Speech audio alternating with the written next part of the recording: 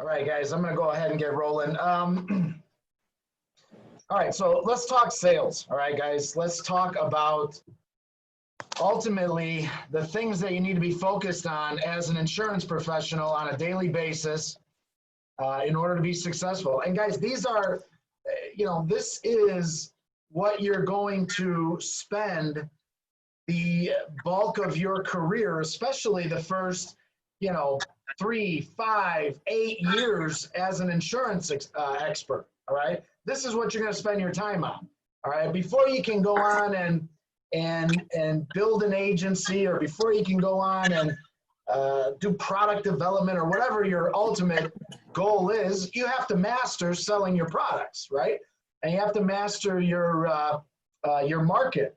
So, step one comes down to knowing your product. Okay. You guys got to know the product. Okay. We've got, in terms of training tools, we've got the university, we've got our videos on YouTube. We're hosting several meetings a week, talking about products. We've got leadership available for you guys to reach out to when you have questions. But you got to know your product, like we talked about on Monday. You guys got to know Philadelphia American is the best limited medical on the market.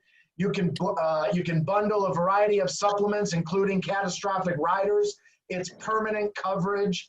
You got to know that the short-term medicals that we market with United Healthcare and National General are two short-term medicals that actually act like major medicals with a defined maximum out of pocket and then coverage up to X amount.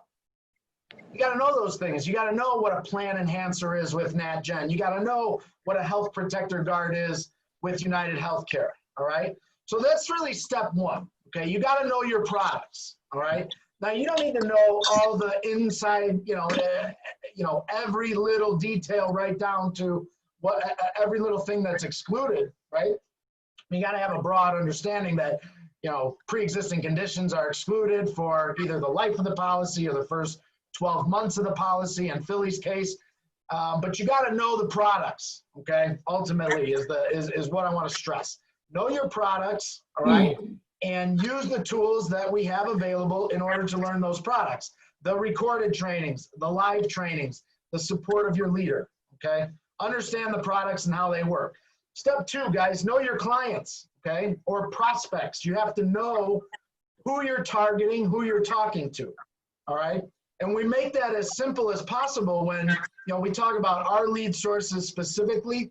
We have, small business owner leads, right? And you got to know that the guy you're reaching out to or the girl you're reaching out to, I'll try to keep it as politically correct as possible. The individual that you're reaching out to is a small business owner, right? And how your product is going to best fit their needs, okay? You got to know if you're talking to an internet lead, right? You got to know that this is a consumer that went online shopping for health insurance, okay? And so you got to know your prospects, okay?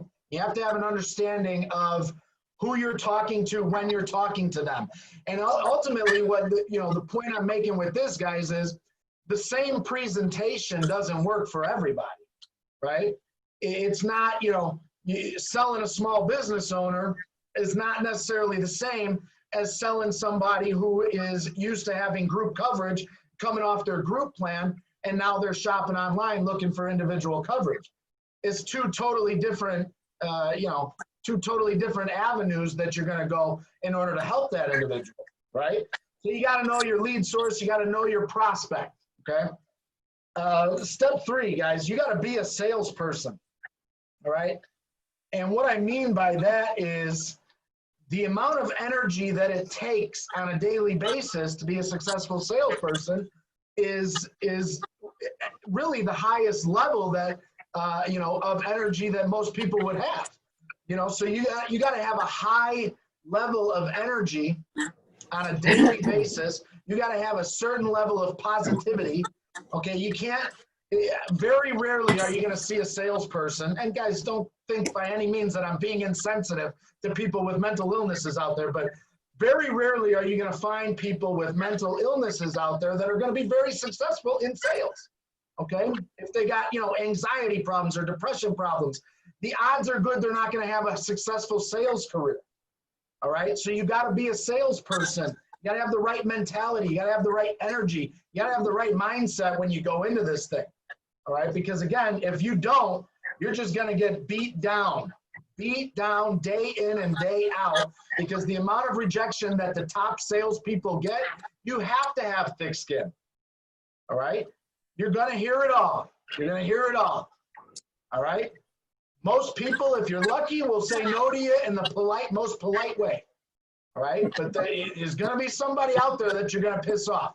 If you're doing it the right way, if you're hitting the numbers that you need to hit on a daily basis, you're going to find some people that you piss off. So you got to have thick skin, and you got to have a positive mentality to be able to overcome that stuff and let it roll, all right?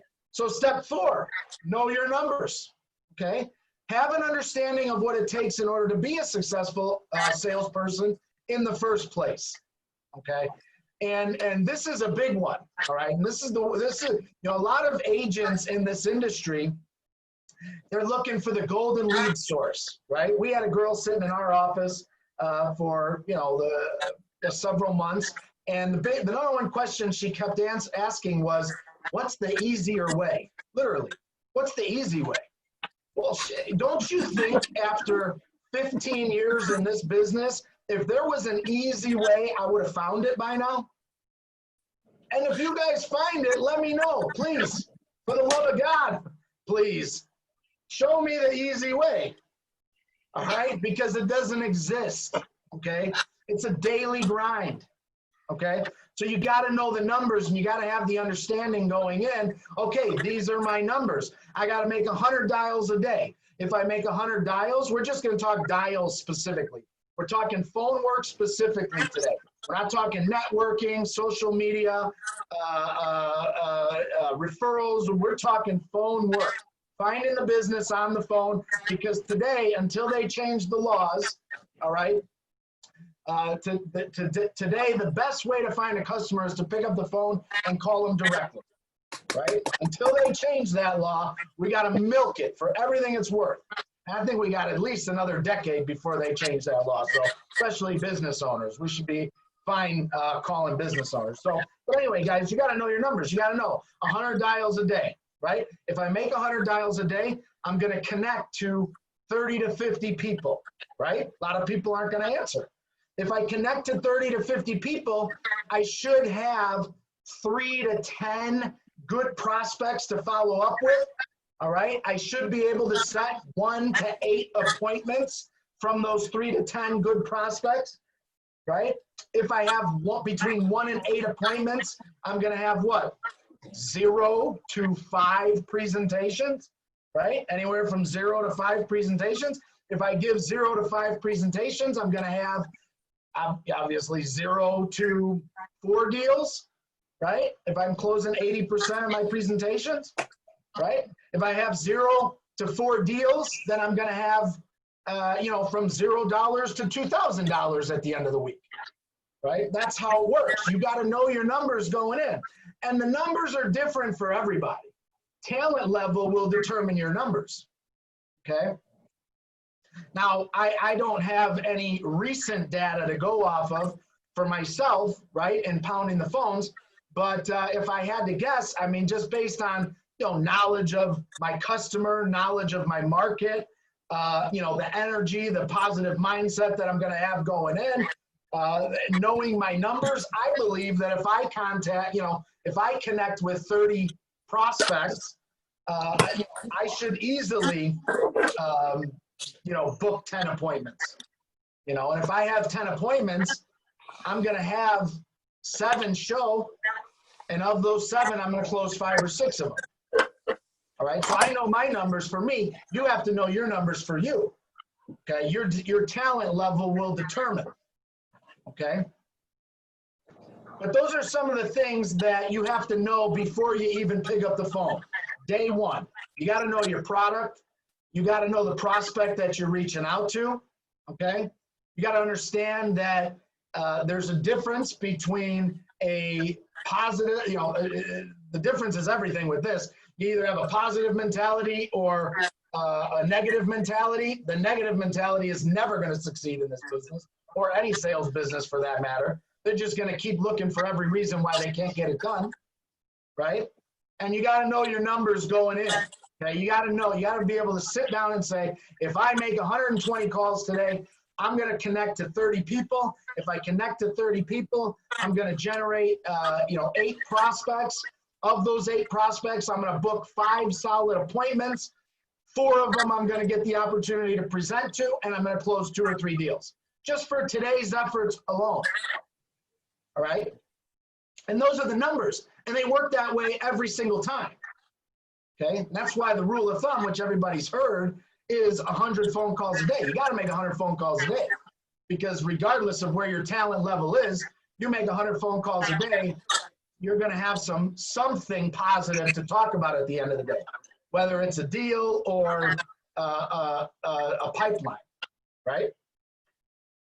So those are some of the steps that you have to go through before you're even ready to start rocking and rolling. Now let's talk about the meat and potatoes. Let's talk about the calls. Okay, let's talk about the phone calls specifically. Okay. When I think a lot of you right now are expecting me to just beat down a script, right?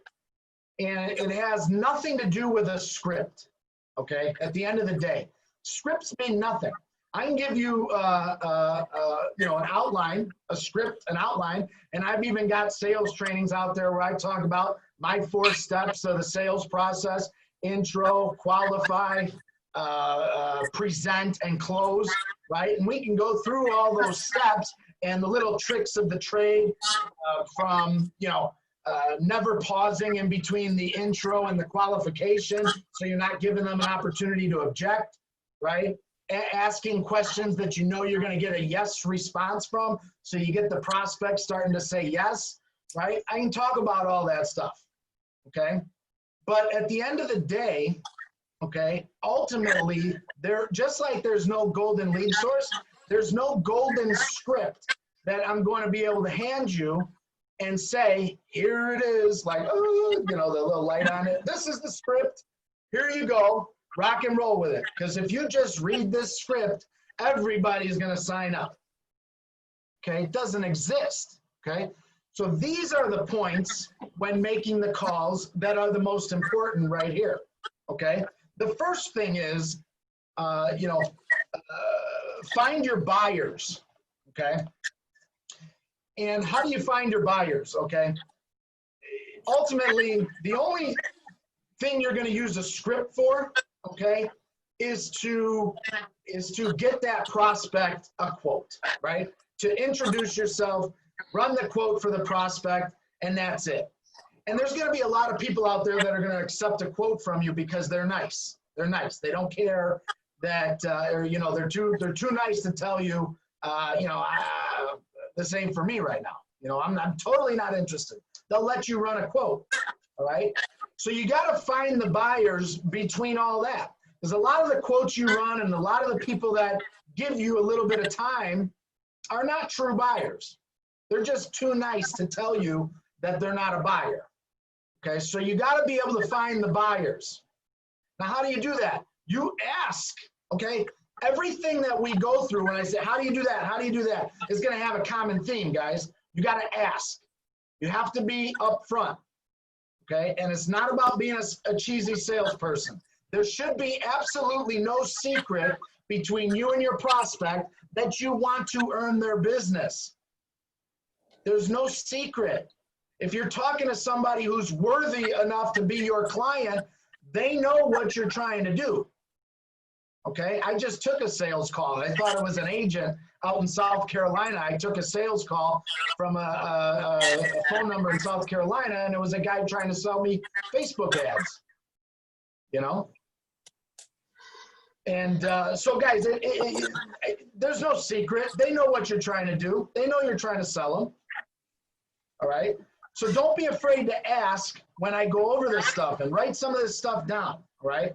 Some of the things you can do to find your buyers, okay, is set the hard appointment, okay? How many agents talk to somebody and say, hey, we've got a great plan for you. I really appreciate the opportunity to earn your business. I'm going to qualify you, and we're going to run the quote, and I'm going to go ahead and send you the quote, and then I'll call you next week. We'll go over it. Yeah, okay, cool. Everybody's going to agree to that because it's very, there's no barrier to get through there. Okay? But if you put them on the spot and you set the hard appointment, if you make them give you a rock solid time to have that discussion about these products, and they do that with you, what do you guys think are the odds of this person being a buyer versus not being a buyer? Okay?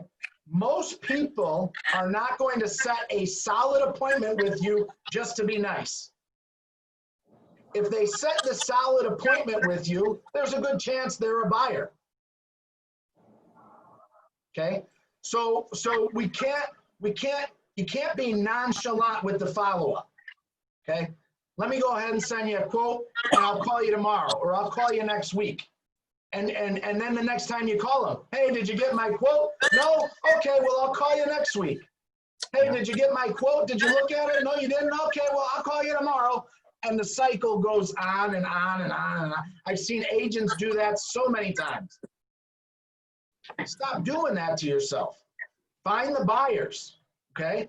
And by finding the buyers, you'll say, Mr. Jones, I really appreciate the opportunity to earn your business. I'm going to go ahead and send you this quote, okay? I don't want you to go too deep into it because you're going to have a ton of questions. I really want to, sit down and go over it with you, okay? So when would be a good time for us to sit down and talk about this? I'm looking at my schedule right now, okay? Do you have some time on Tuesday in the evening or Wednesday in the afternoon? That's called Salesman 101, right? If you guys have ever set appointments for anything, right, as a salesperson, you know that's how you do it, right? I'm going to be in your area next Thursday and Friday. Do you have some time on Thursday afternoon or Friday afternoon? Right? Sales 101. So you got to set the hard appointment. Okay, guys?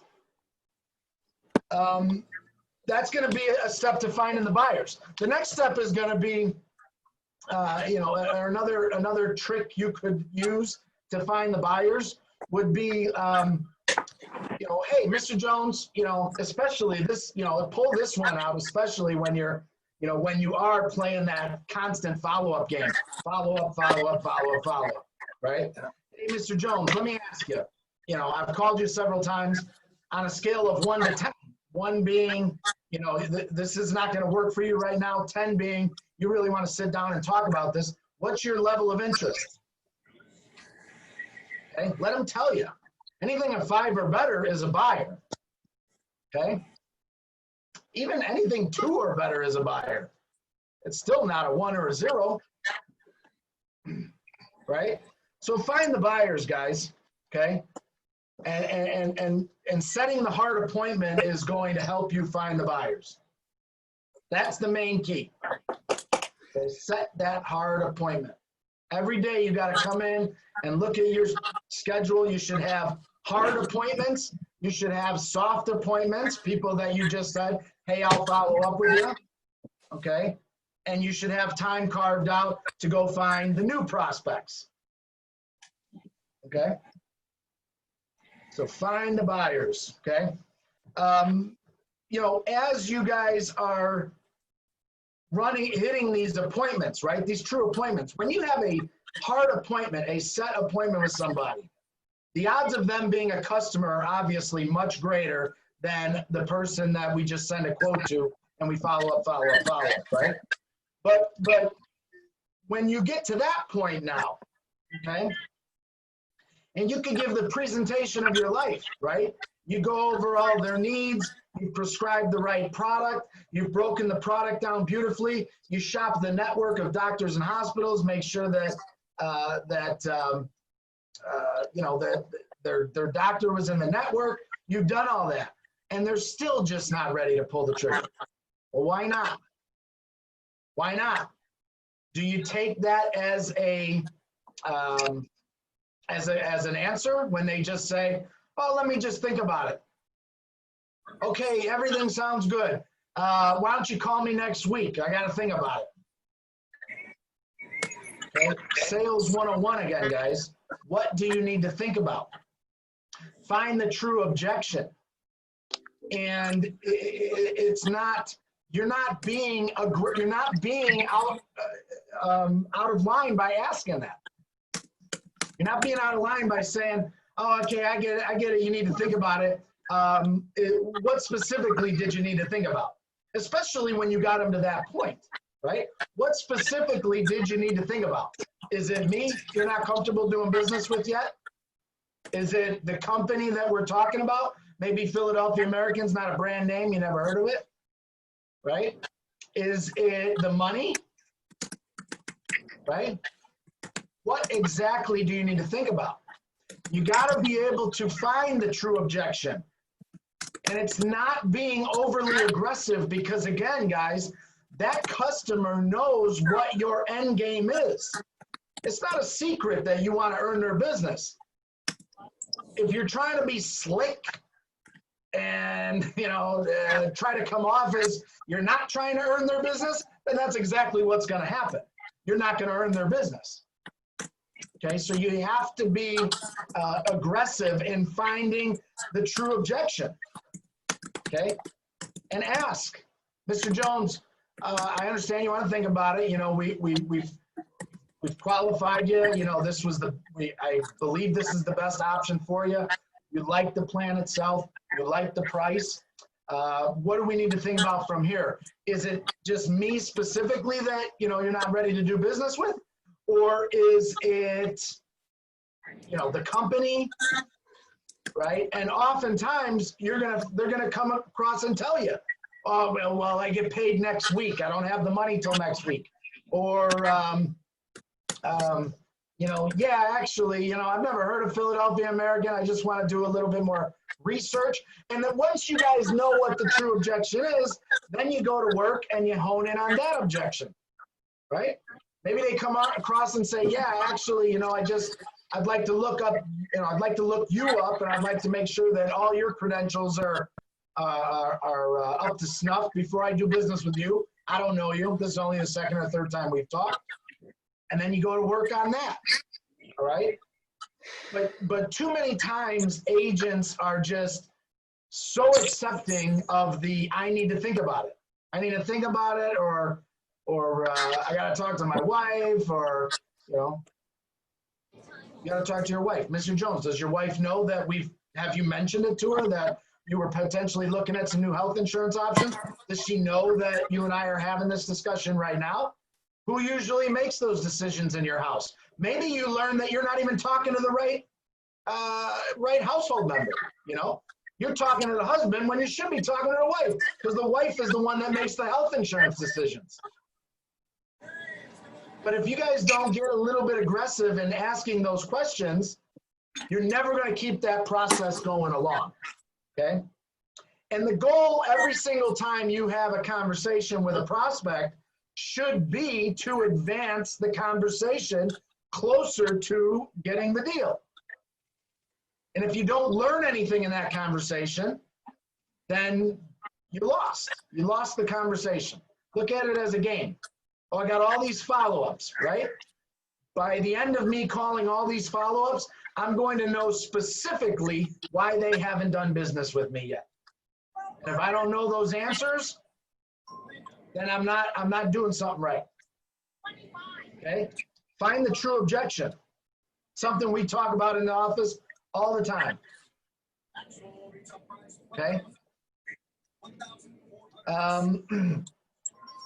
You really want to, you know, another thing here is, guys, you really want to know, and this comes with experience. This is not something that you can literally walk into this industry and learn, okay?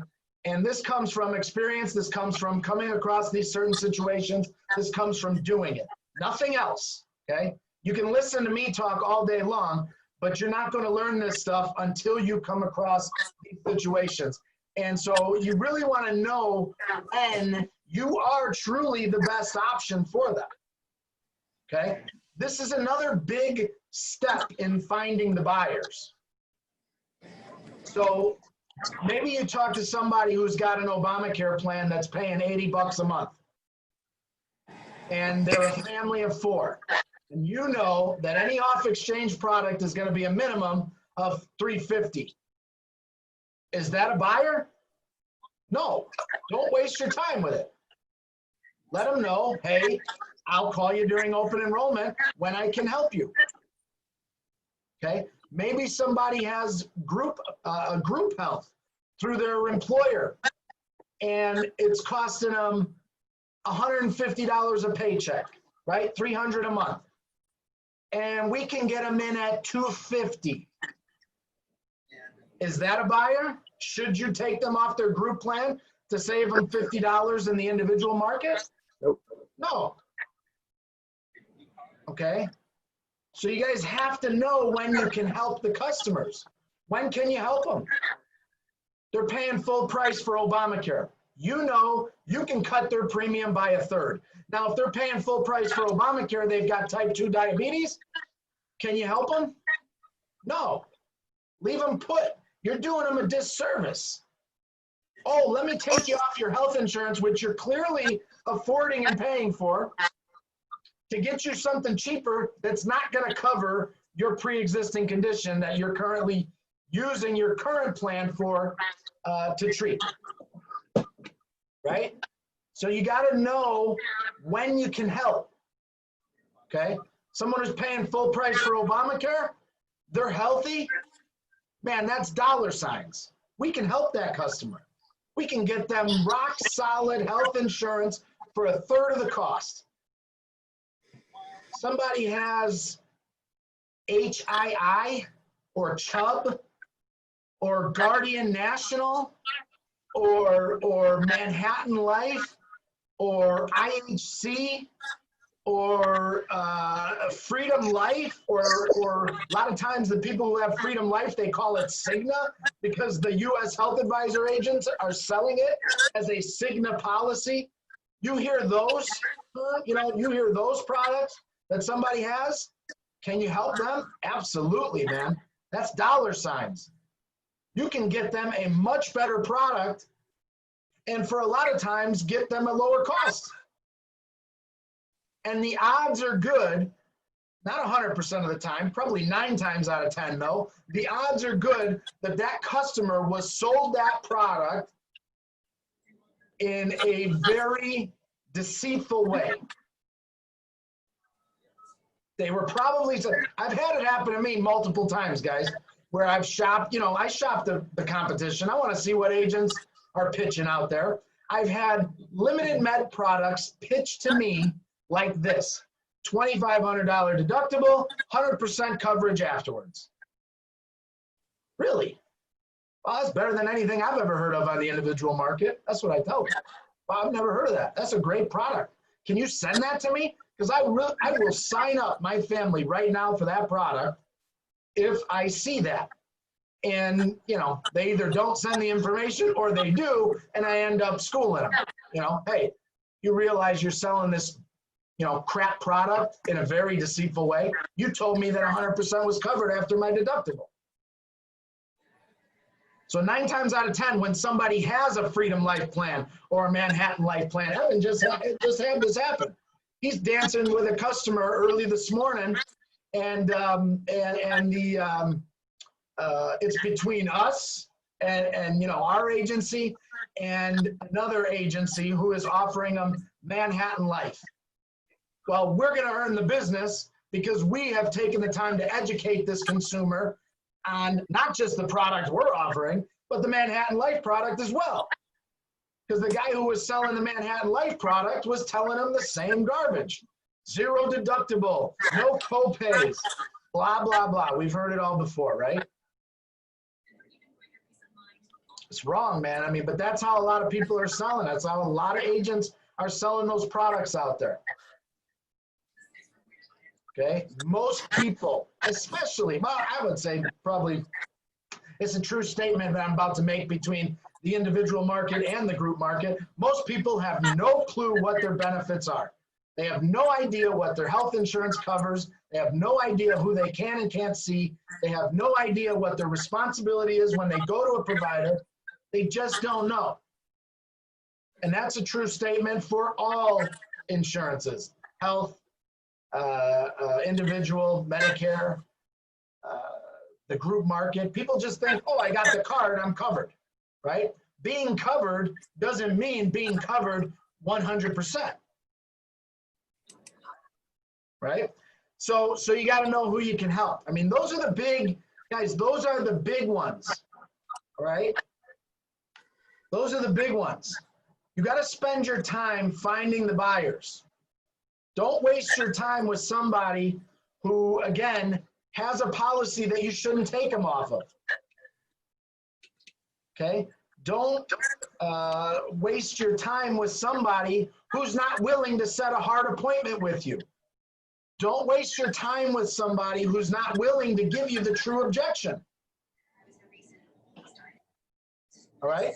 These are the things you got to focus on when you are in the dials. All right? When you are in the phone call and in the dials. Okay? Know who you can help. Find the buyers. Set the hard appointment. Okay? Find the true objection. All right, guys? And, you know, it's okay to be a little aggressive. In fact, it's necessary to be a little aggressive. Okay? And you know, there's such thing as being professionally aggressive. It's totally necessary to be professionally aggressive, guys. All right? Totally necessary. Especially when you come across somebody, because you know the certain situations, you know who you can help. So when you come across somebody that you can help, it's important to be a little aggressive to help them. Right? Guys, if you let somebody go who has a Freedom Life health insurance plan, if you let them go without almost getting to the point of a flat out argument with them why they shouldn't be on that plan and they should be on the plan that you're offering, if you let them go, you're not doing your job. You're doing a disservice. You got to be aggressive, especially with the people you can help. Somebody has no coverage today, they have no coverage. All right?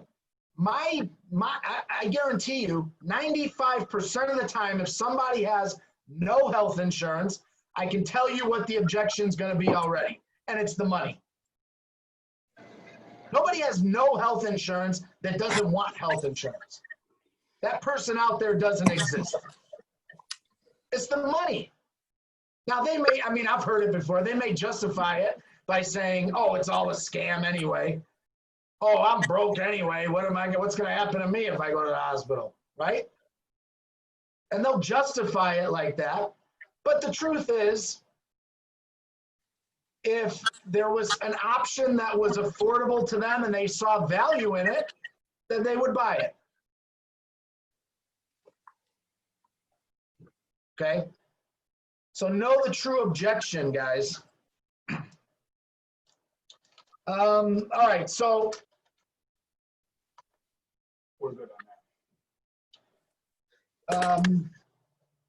Guys, I want to, here. The thing I think we need to focus on as a team the most right now is knowing the numbers, okay? Knowing the numbers and knowing the amount of dials on a daily basis that need to be made, the amount of contacts that we need to make in order to find the right prospects, okay? Before you can focus on anything else, you got to know the numbers and you got to make the calls. So yesterday, I'm looking at LeadMaster. We had 21 leads dispositioned in LeadMaster, okay? From, our 25 active agents or whatever, 30 active agents on LeadMaster, 21 calls. And I know Joe was dialing leads out of LeadMaster yesterday. So I'd go out on a limb and say that he was probably the bulk of them. All right, guys. So we got to start driving the activity, okay? Because everything I'm talking about during the phone call is completely irrelevant if you don't have anybody on the phone, right? If you're sitting in front of your computer thinking, man, I got to make some sales, how do I do it? Well, the answer is to pick up the phone, start calling people. You got to call people that buy your product, right? And then everything else becomes relevant, all right? So we really got to drive the activity, guys, all right? I've got leads coming out of my everything. I got leads everywhere. I can give you guys plenty of leads. These are people that buy our products. Just because they haven't in the past doesn't mean they're not going to now, right? We've got new leads being generated every single day. I would love to buy internet leads. We just read a friggin' stat. 1.6 million people lost their employer-based health insurance in Texas alone. 1.6 million people in Texas alone. Don't you think internet leads in Texas are hot right now?